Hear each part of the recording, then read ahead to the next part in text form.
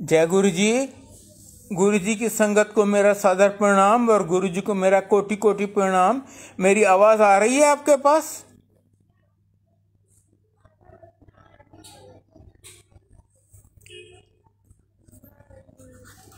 जय गुरु जी। जय गुरु जी, मेरी आवाज आ रही है आपको? प्लीज मुझे बताइए, मेरी आवाज आ रही है?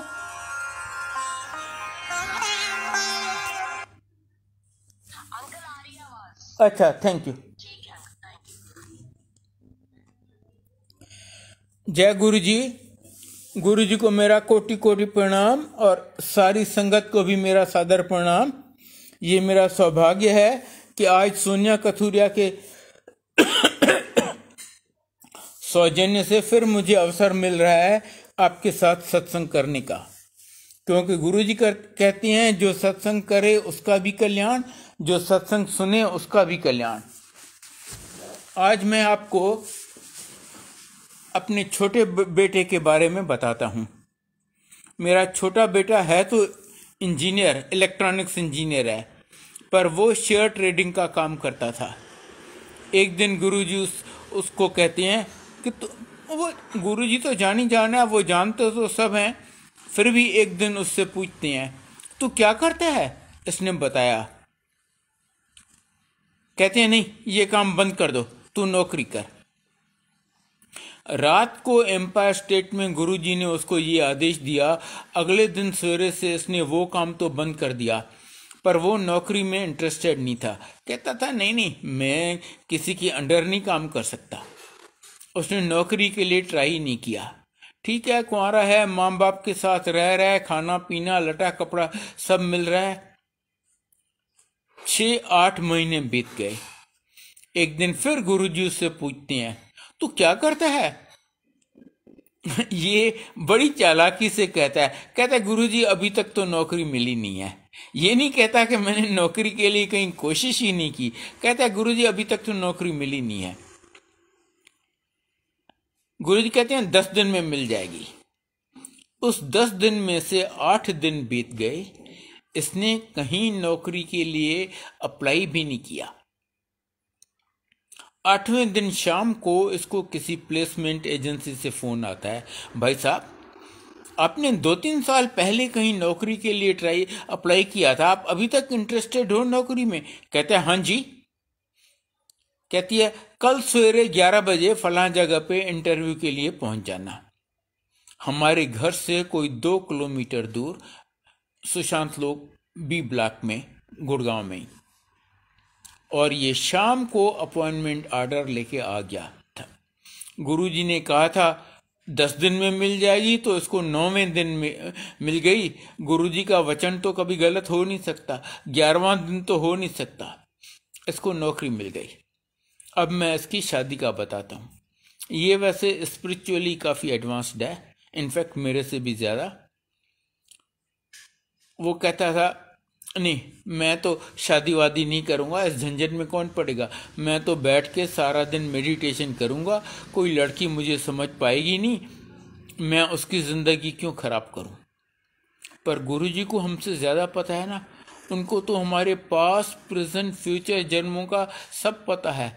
उनको पता है कि हमारा कौन सा अकाउंट कैसे क्लियर करवाना है। गुरुजी ने उसको शादी के लिए कहा कि शादी कर। इनफैक्ट 2-3 तो ऐसी लड़कियां दिखाई, क्या बताऊं मैं आपको। हाँ, तब फिर भी इसने हाँ कर दी, हालांकि वहां नहीं हुई। अच्छा, अब जिसके साथ शादी हुई मैं बताता हूं कैसे हुई। एक भाटिया अंकल आंटी हैं, रादर अब तो भाटिया अंकल नहीं रहे, सिर्फ आंटी है। पर उन दोनों एक भाटिया अंकल आंटी थे, वो रोहिणी में रहते थे। उनको कोई बेटा नहीं था, 2 बेटियां। बड़ी बेटी married, well settled in USA. छोटी बेटी यहाँ माँ बाप के साथ रहती है। उसने B.Com किया। एक दिन गुरुजी उसके सपने में आते हैं, कहते हैं तू आगे क्या करने का सोच रही है? कहती है गुरुजी B.Ed करूँगी। गुरुजी कहते हैं नहीं B.Ed नहीं, तू M.Com कर। उसने M.Com के लिए अप्लाई किया दिल्ली यूनिवर्सिटी में, उसका एडमिशन नहीं हुआ। इसने कॉलेज से पूछा भाई साहब यहाँ कोई सेकंड लिस्ट निकलती है? कहते हैं जी इस कॉलेज में आज तक तो कभी सेकंड लिस्ट निकली नहीं है, हाँ आपकी किस्मत होगी तो इस साल निकल जाएगी। ये बात हुई जुलाई में, जुलाई खत्म हो गया, अगस्त, सितंबर, अक्टूबर, बार बार वो फोन करती, बार बार वही स्टीरियोटाइप रिप्लाई मिलता। आखिर एंड ऑफ अक्टूबर में इसने एक बार फिर फोन किया, भाई साहब कोई सेकंड लिस्ट निकलने की उम्मीद है? कहते हैं हाँ जी लिस्ट बन रही है, कल आके नोटिस बोर्ड पे देख लेना। अगले दिन सवेरे ये गई नोटिस बोर्ड पे, वहां पर कोई 50-60 की लिस्ट लगी हुई थी। सबसे ऊपर इसका नाम निधि भाटिया, और गुरुजी ने इसका तो कल्याण कर दिया, 50-60 और का भी कल्याण कर दिया। इसकी एडमिशन हो गई, इसने M.Com किया और इसकी गुरुजी की कृपा से सून इनफ नौकरी भी लग गई। अब मैं बताता हूं इन दोनों की शादी कैसे हुई। 14 मई 2007, जिस दिन गुरुजी लास्ट टाइम आए थे बड़े मंदिर में, जब वो फिजिकल फॉर्म में थे, उनको उन दिनों बड़े मंदिर में काफ़ी काम चल रहा था, पेंटिंग का, टाइल्स का, ये चीज़ वो चीज़, और वहाँ पर बहुत सेवादार होते थे। मैं था, मेरी आंटी थी, भाटिया अंकल उनकी आंटी दोनों ही थे। मेरे बेटे को तब तक वो नौकरी मिल गई थी, फिर उसका चंडीगढ़ ट्रांसफ़र हो गया था, और भाटिया अंकल की बेटी की भी नौकरी लग गई थी। उसको शाम को लगभग 6 बजे छुट्टी होती थी, और बड़े मंदिर में ये काम सेवादारों का लगभग 6 बजे ख़त्म हो जाता था, इसलिए वो नहीं आती थी। तो मैं था, मेरी आंटी थी, भाटिया अंकल, भाटिया आंटी। अच्छा, उससे पहले मैं एक चीज़ बताऊं। एक दिन गुरुजी फिर निधि के सपने में आते हैं, कहते हैं वो तेरी माँ ते मेरा सिर खा जाती है तेरी शादी वास्ते। उन्होंने कहा तू फिक्र ना कर, तेरी शादी मैं करवाऊंगा, तेनू हीरे वर्गा मुंडा देंगा। ये उठी सवेरे मम्मी से पूछती है, मम्मी आप क्या गुरुजी का सिर खा जाती हो मेरी शादी के लिए? बोलती है नहीं बेटा ऐसी बात तो नहीं है, पर हाँ माँ बाप को तो बेटी की शादी की फिक्र होती है ना। कल तुम्हारे पापा और मैं तुम्हारी शादी डिस्कस कर रहे थे, तो हमने गुरुजी से अरदास की कि गुरुजी आप ही कुछ कृपा करो। कहती है ये जवाब दिया है गुरुजी ने, अब तू चुप करके बैठ जा। वो चुप करके बैठ गए। अब नाउ कमिंग टू 14 मई 2007, लगभग 6 बजे होंगे, हमारी सेवा खत्म हुई। हम जस्ट निकलने लगे थे, सामने से देखा गुरुजी की गाड़ी आ रही है। अब गुरुजी की गाड़ी आ रही हो, गुरुजी आ रहे हो, तो किसका जी करेगा जाने का। हम सब भागते हुए अंदर आए। अंदर जो सेवादार थे अभी तक, वो कहते हैं नहीं नहीं आपकी सेवा खत्म हो गई है, चलो आपकी छुट्टी। उधर से गुरुजी उनको कहते हैं आने दो सबको आने दो। हम सब सेवादार जी भागते हुए आए और अपना दिखाने लगे कि हाँ जी जैसे हम कब सेवा कर रहे हैं। सबका ध्यान था कि गुरुजी कहाँ हैं, क्या कर रहे हैं। गुरुजी फ्रंट लॉन में, जहाँ पर वो झूला और फाउंटेन लगा है अभी, उसमें एक पुरानी चेयर पे बैठ गए और नीचे थोड़ी सी संगत बैठ गई। कुछ देर के बाद गुरुजी एक सेवादार को बोलते हैं जा तू भाटिया अंकल आंटी नू बुला के ले आ। वो उन दोनों को बुला के ले आया। गुरुजी उनसे बातें करने लगे। बातें क्या करते हैं, सवाल भी खुद पूछते हैं, जवाब भी खुद देते हैं। वो तो जानी जान है, उन्हें तो सब पता है ना। हाँ जी तो आप कहाँ करते हैं? बड़े जावेल मूड में थे। हाँ जी तो आप कहाँ काम करते थे? न्यू इंडिया इंश्योरेंस कंपनी में। हाँ जी गुरुजी। वहाँ से वॉलंटरी रिटायरमेंट ले लिया। हाँ जी गुरुजी। ले एक वेला मैं बैठा सी तो एक होर वेला आ गया। कहाँ रहते हो? रोहिणी में। हाँ जी गुरुजी। वो जो माल है उसके पीछे, हाँ जी गुरुजी। वो जो कोट है उसके नजदीक, हाँ जी गुरुजी। लाइक दैट सवाल भी खुद करें और जवाब भी खुद दें। अच्छा, यहाँ एक सेवादार दूसरे को कहता है, यार देखो ना गुरुजी से कैसे बातें कर रहे हैं, जैसे सालों बाद कोई दो पुराने बहुत अच्छे दोस्त मिले हों और वो मेमोरीज रिकॉल कर रहे हों कि हाँ जी आप कहाँ थे, आपने इतनी देर में क्या किया, हमने क्या किया। यार मुझे तो 1 साल हुआ है यहाँ आए, गुरुजी ने कभी मेरे से एक अक्षर नहीं बात की। वो अंकल जवाब देता है, कहता है इस अंकल को यहाँ आए 5 साल हुए हैं और गुरुजी पहली बार इससे बात कर रहे हैं। नोट करने की बात है कि गुरुजी पहली बार उससे बात कर रहे हैं, पर उन्हें सब पता है इनकी फैमिली का, कहाँ रहती हैं, क्या करते थे, सब उनको पता है। कुछ देर बाद किसी और सेवादार को बोले, जा तू जथरा अंकल आंटी ने बुला के लिया। वो आया जी हमें बुलाने, बड़े खुश हुए जी कि गुरुजी बुला रहे हैं, बैठे। हम भी आए, आके उनके साथ बैठ गए। मेरे से ज़्यादा बात नहीं की, मेरे से वैसे भी बातें करते रहते थे। थोड़ी देर के बाद हमें कहते हैं भाटिया अंकल आंटी के लिए कि ये बहुत अच्छे लोग हैं। भाटिया अंकल आंटी को हमारे लिए कहते हैं, ये बहुत अच्छे लोग हैं, इनकी बेटी और इनका बेटा आपस में शादी कर लो, बात खत्म। किसी से कुछ पूछना नहीं, कुछ सवाल जवाब कुछ नहीं। भाटिया अंकल आंटी तो बड़े खुश हुए जी, वो इतने वरीड थे कि बेटी की शादी हो, वो शादी हो गई, बेटी शादी फिक्स हो गई। और हमारा बेटा कहता था, नहीं मुझे तो शादी नहीं करनी।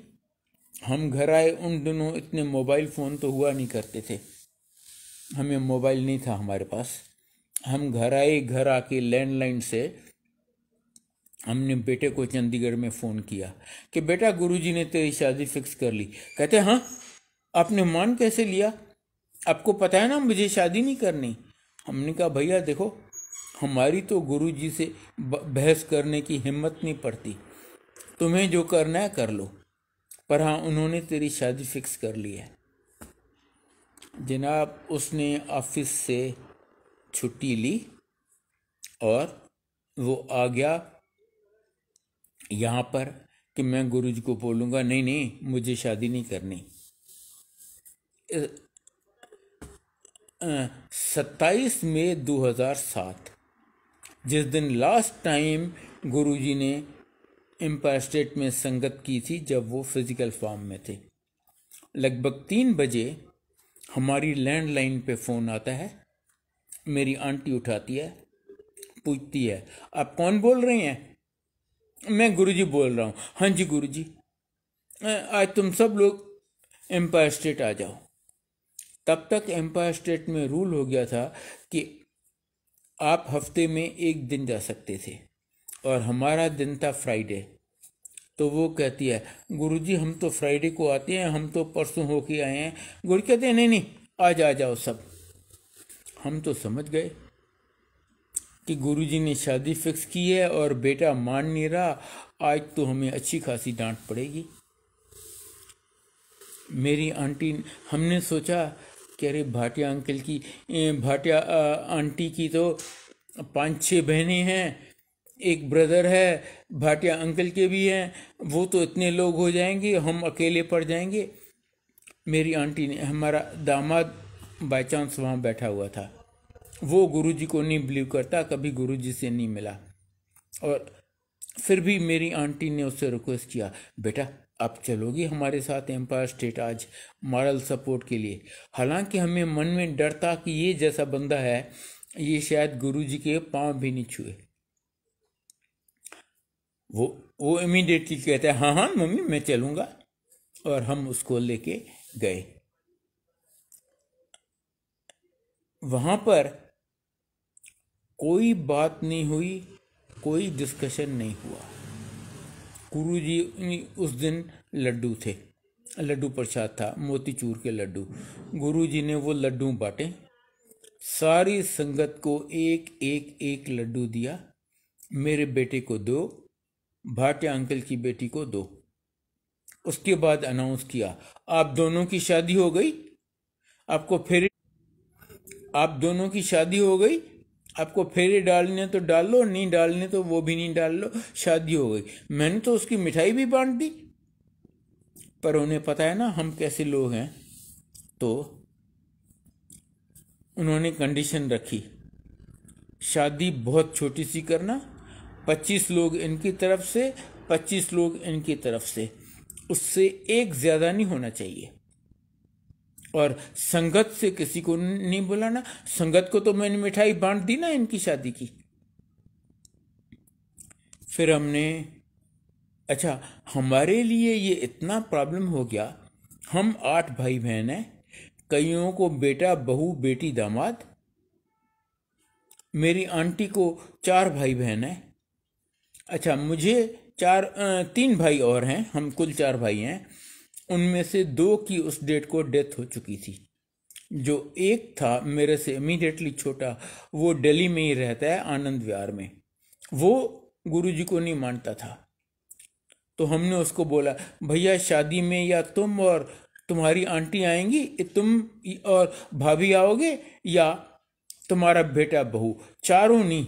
कहता तुम्हारा एक भाई बचा है, उसको भी तुम ऐसे इनवाइट कर रहे हो, तुम्हें शर्म नहीं आ रही? मैंने कहा भैया अब तुम जो कह लो, मैं गुरुजी को डिसोबे नहीं कर सका।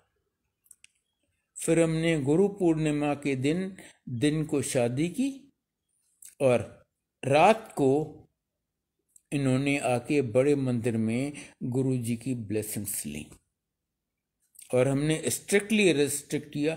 इनफैक्ट लास्ट मिनट पे कोई जिसने कहा था हाँ जी मैं आऊँगा, वो आ नहीं सका। तो एक साइड के शायद 22 लोग थे, दूसरी साइड के 23, वो 45 लोग ने थे कुल शादी पर। अब मैं आपको इनके बच्चे का बताता हूँ। कुछ देर बाद इनको गुरुजी का मैसेज आया कि आप अपनी फैमिली बढ़ाओ। ऑफ कोर्स गुरुजी चाहते हों तो वो कैसे नहीं होगा।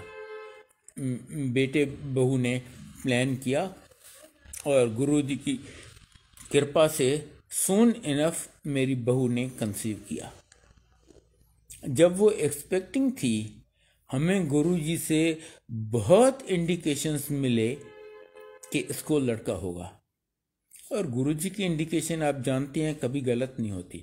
हमने ओपनली सबको अनाउंस कर दिया कि जी इसको तो बेटा होगा। जब डिलीवरी हुई, यहाँ पर हमारे घर के पास ही है, सुशांत लोकवन में उमकल हॉस्पिटल, मेरी आंटी वहाँ थी। तो जैसे ही डिलीवरी हुई, डॉक्टर बाहर आके पूछती है कि निधि जेथरा के साथ कौन है। मेरी आंटी समझ गई कि डिलीवरी हो गई है। कहती है हाँ हाँ मुझे पता है लड़का हुआ है। वो कहती है नहीं, लड़की हुई है। माय आंटी वाज शॉक्ड कि गुरुजी की इंडिकेशन कैसे गलत हो सकती है। Unthinkable of, unheard of. वो कहती है नहीं, लड़की हुई है। बड़ी अजीब बात हुई, किसी को समझ नहीं आ रहा ये कैसे हो सकता है। 15-20 मिनट के अंदर भाटिया आंटी को किसी संगत का, जिसको वो जानती नहीं है, उसका फोन आता है, आंटी बधाई हो, तुम्हारी बेटी को बेटी हुई है। Again she was shocked. एक तो इट वॉज सो अर्ली, अभी तक भाटिया अंकल आंटी और जेथरा अंकल आंटी के सिवा और किसी को पता नहीं था कि डिलीवरी हो गई है। हाँ होनी है, आज भी हो सकती है, 2 दिन बाद भी हो सकती है। दूसरा, सबको हमने कह रखा था कि बेटा होगा इसको, और ये कह रही है तुम्हें बेटी हुई है उसको। तो ये पूछती है कि तुम्हें कैसे मालूम। कहती है रात को गुरुजी मेरे सपने में आए थे, उन्होंने मुझे दिखाया कि इसको बेटा होता है। वो बेटा बड़ा होके ऐसा नालायक निकलता है, हिप्पी टाइप, इतने बड़े बाल, इतनी बड़ी दाढ़ी, माँ बाप दोनों सर पे हाथ दे के बैठे हैं। अरे यार कैसा बेटा मिला है, हम कहाँ फंस गए हैं, हम क्या करें, हम ना जी सकते हैं ना मर सकते हैं। इसीलिए मैंने उसको बेटी कर दिया। मैं बेटा तो किसी को भी दे देता हूँ, बेटी बहुत भाग्यवानों को देता हूँ। ये हैं हमारे गुरुजी। आपके हर छोटी छोटी बात का अच्छा, फिर इन्होंने कहा भाई नाम तो गुरुजी ई से पूछेंगे, और गुरुजी से हमें हिंट मिला कि इसका नाम नंदनी रखो। तब तक मेरे बेटे का ट्रांसफ़र बेंगलोर हो गया। आप में से कुछ तो जानते होंगे कि बेंगलोर में जो दूध मिलता है ना, उस ब्रांड का नाम है नंदनी। इन्होंने नाम तो नंदनी रख दिया, अब गुरुजी ने कहा था तो वो तो रखना ही था, पर इनको मन में था करे ये स्कूल जाएगी और सब लोग इसको छेड़ेंगे, इसको सब दो फ्रेंड्स छेड़ेंगे कि नंदनी दूध, नंदनी दूध। अगेन गुरुजी की कृपा, सून इनफ मेरी ग्रैंड डॉटर जाए स्कूल में, उससे पहले गुरुजी ने इसकी ट्रांसफ़र वापस गुड़गांव की तरफ करवा दी और वो उस प्रॉब्लम से भी बच गए। एक और चीज़ मैं आपको बताऊं, मैंने आपको बताया कि मेरा दामाद गुरुजी में एकदम नहीं बिलीव कर रहा था, पर जब हम उसको लेके गए 27 मई 2007 को, वहाँ पर उसने ऐसा जेंटली गुरुजी से बात की। हम लोगों ने तो गुरुजी के 2 बार चरण छुए, जाते वक्त और आते वक्त। उसने तो 20 बार छुए होंगे। गुरुजी पूछें क्या नाम है तेरा, नाम बताता, पहले चरण छूता। क्या करते हो, पहले चरण छूता। जो सवाल पूछें ये पहले पूछा। और हालांकि उसका गुरुजी में विश्वास नहीं था, मैंने आपको बताया, पर उस एक विजिट की वजह से गुरुजी ने उसको भी इतना ब्लेस किया, इतना ब्लेस किया। वो होटल मैनेजमेंट लाइन में है, उसका एक फास्ट फूड जॉइंट था इधर नेहरू प्लेस में, वो कोई खास चल नहीं रहा था, रोटी के लाले पड़ते थे इसको। गुरुजी की ऐसी कृपा हुई, सून इनफ उसको बढ़िया नौकरी मिल गई सऊदी अरेबिया में, जद्दा में, और ये वहां चला गया।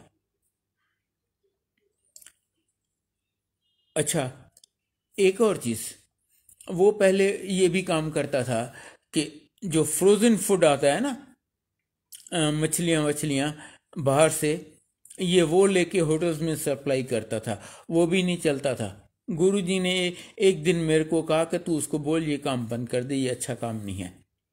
अब मैं घबरा गया, मैंने कहा भाई उसकी रोजी रोटी यही है, मैं उसको बोलूं तू ये काम बंद कर दे, और दामाद को ये बोलना कि तू ये जो बिजनेस कर रहा है वो बंद कर दे, ये कैसे होगा। पर गुरुजी की ऐसी कृपा रही, 1-2 दिन में वो जिस कंपनी से इसको फ्रोजन सी फूड आता था, वो कंपनी बंद हो गई, वो काम अपने आप बंद हो गया। गुरुजी आपकी हर छोटी बड़ी चीज का इतना ख्याल रखते हैं, इतना ख्याल रखते हैं ना, हमारी सोच से बहुत बहुत ऊपर।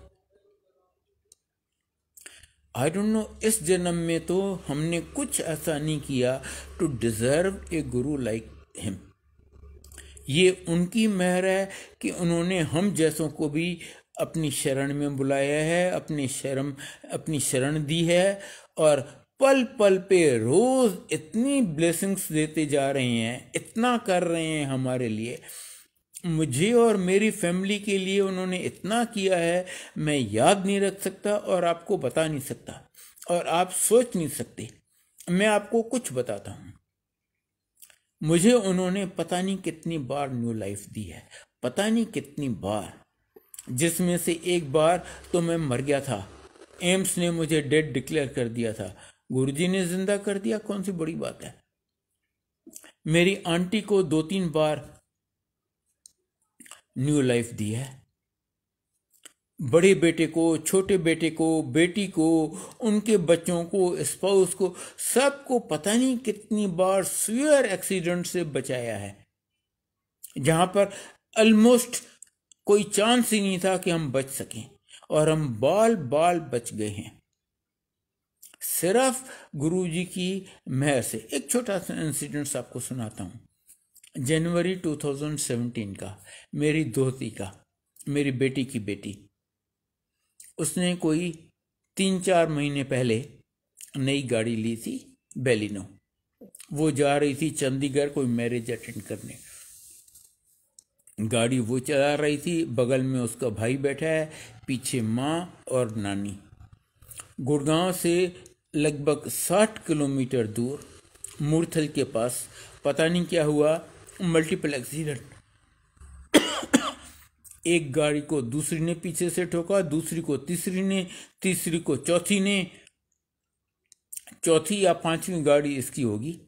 और जैसे ही इसने आगे वाली गाड़ी को ठोका, पीछे से एक स्टेट ट्रांसपोर्ट की बस ने आके फुल स्पीड पे इसको हिट किया।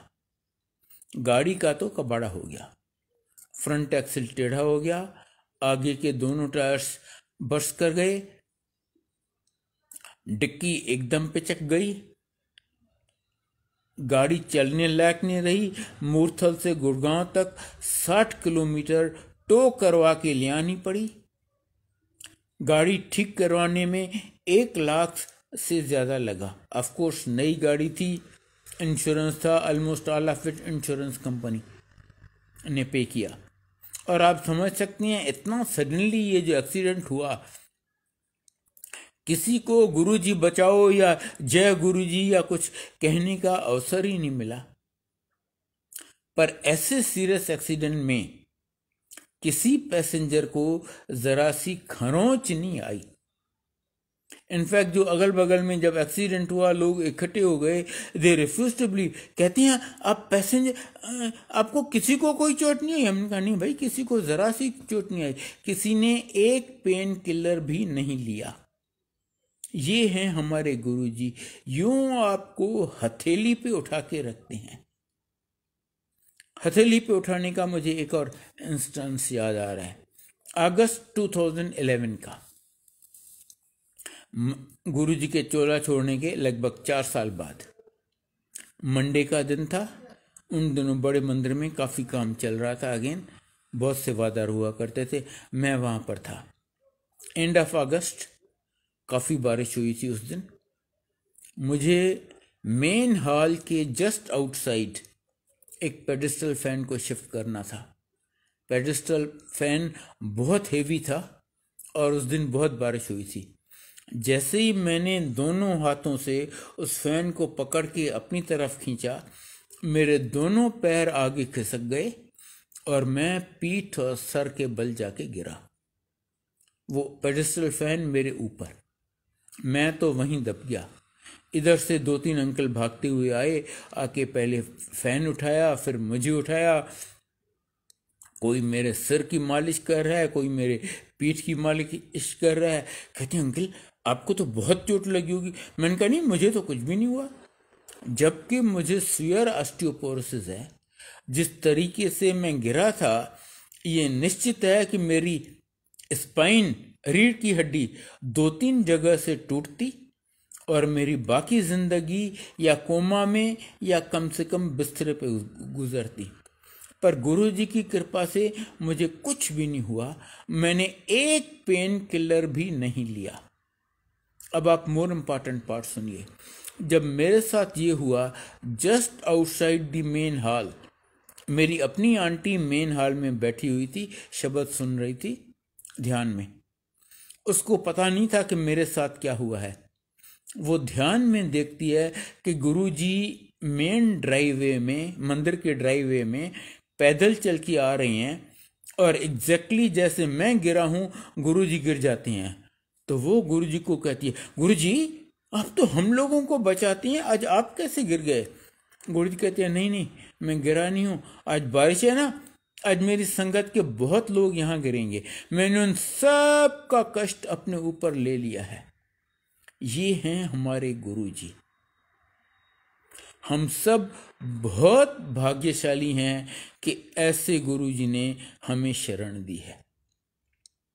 इतना देते हैं, इतना देते हैं। मुझे और मेरे परिवार को उन्होंने जितना दिया है मैं याद नहीं रख सकता और आपको बता नहीं सकता और आप सोच नहीं सकता। ये वो द्वार है जहां पर आपको सब मिलता है। New life, health, wealth, happiness, नौकरी चाहिए, प्रमोशन चाहिए, पासपोर्ट चाहिए, वीज़ा चाहिए, मकान चाहिए, कोर्ट केस है, बेटी की शादी करवानी, जो चाहिए मिलता है। सिर्फ टाइमिंग और प्रायोरिटी गुरुजी की चलती है। वो नहीं देते जो आपको चाहिए, जो आपको अच्छा लगता है, वो देते हैं जो आपके लिए अच्छा होता है। और उन्हें मुझसे बहुत ज़्यादा पता है कि मेरे लिए क्या अच्छा है, मुझे कौन सी चीज़ कब देनी है। अगर कोई भी चीज़ कितनी भी छोटी या बड़ी बिन मांगे आपको इस द्वार पे नहीं मिलती तो समझ लीजिए वो आपके लिए अच्छी नहीं है, क्योंकि गुरुजी वो देते हैं जो मेरे और मेरे पूरे परिवार के लिए सबसे बढ़िया है। कहते हैं पहले मैं आपको लाइफ दूंगा, अगर लाइफ ही नहीं है तो और कोई चीज़ लेके क्या कर लोगे। उसके बाद हेल्थ दूंगा, अगर लाइफ है पर आप आईसीयू में पड़े हो, रोज 1-1.5 लाख खर्चा हो रहा है, ऐसी लाइफ का क्या फायदा। तो कहती हैं पहले मैं लाइफ दूंगा, फिर हेल्थ, फिर आपको और जो चाहिए, वेल्थ, नौकरी, प्रमोशन, पासपोर्ट, बेटी की शादी, मकान, मिलता सब है, सिर्फ टाइमिंग और प्रायोरिटी उनकी चलती है। ऐसे गुरु को हम दे क्या सकते हैं? सिर्फ प्यार, प्रेम, विश्वास और श्रद्धा। मैं आपसे हाथ जोड़ के विनती करता हूं कि प्लीज गुरुजी से कभी कुछ मत मांगिए। अगर वो चीज, जो भी चीज आपको चाहिए, अगर आपके लिए अच्छी है तो वो गुरुजी आपको बिन मांगे दे देंगे। अगर नहीं अच्छी, अगर कोई भी चीज आपके लिए अच्छी नहीं है तो वो गुरुजी आपको नहीं देंगे, बेशक आप कितना ही उनसे रिक्वेस्ट कर लें। बस आप यहाँ आते रहिए और सब गुरुजी पे छोड़ दीजिए। गुरुजी बार बार कहती हैं मंगो नहीं मनो। वैसे क्यों नहीं मांगना चाहिए, मैं आपको इसके भी रीजंस बताता हूँ। नंबर 1, जो चीज़ आप मांग के लेती हैं वो टेम्पररी होती है, वो ज़्यादा देर आपके पास नहीं रहेगी। दूसरा, जब आप मांगेंगे अपनी हैसियत, अपनी औकात से मांगेंगे, वो देंगे तो अपनी हैसियत से। कहाँ उनकी हैसियत, कहाँ मेरी हैसियत, जमीन आसमान का फर्क है। और तीसरा एंड मोस्ट इंपॉर्टेंट, आपको ये पता ही नहीं आप जो मांग रहे हैं वो आपके लिए अच्छा भी है या नहीं। देखिए मुझे क्या पता मेरे पीछे मेरी मौत खड़ी है क्या, या उस दीवार के पीछे क्या है, मुझे क्या पता। पर गुरुजी तो त्रिकालदर्शी हैं, वो तो सब जानते हैं। वो जो देंगे वो देंगे जो आपके और आपकी पूरी फैमिली के लिए सबसे बढ़िया है। बस मेरी आपसे हाथ जोड़ के विनती है कि यहाँ आप आते रहें और जैसे गुरुजी कहते हैं मंगो नहीं मनो, उन पे विश्वास रखिए, श्रद्धा रखिए। अगर कुछ मांगना ही है तो गुरुजी से गुरुजी ही मांग लीजिए। गुरुजी मिल गए आपको तो और क्या चाहिए, सब मिल गया। And I am sure Guruji आप सबको ब्लेस करेंगे, बहुत बहुत ब्लेस करेंगे। May Guruji bless each and every one of you. I think आज मैं यहीं ख़त्म करूँगा। अगर गुरुजी ने चाहा तो फिर आपसे सत्संग करने का ज़रूर अवसर देंगे। Thank you. जय गुरुजी, जय गुरुजी, जय गुरुजी।